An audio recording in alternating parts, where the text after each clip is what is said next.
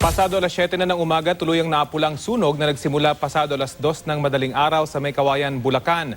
Para sa iba pang detalye, may ulat on the spot si Mark Salazar. Mark?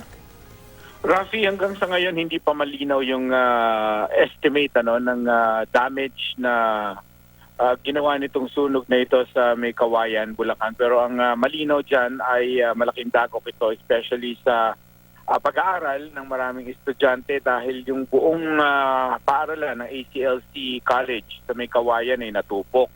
Yung buong second floor ng building na tinupok na apoy bandang alas 2:30 ng madaling araw kanina.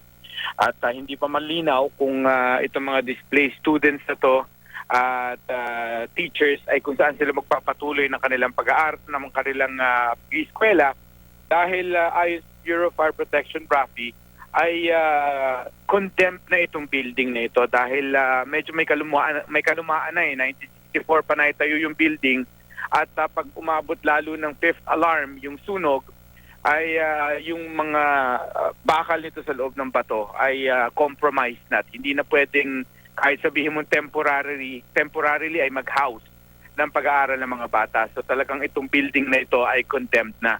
Papalad namang walang nasaktan sa sunog na ito, Rafi, pero ang damage to property nito ay malaki-laki rin. Balik sa'yo, Rafi.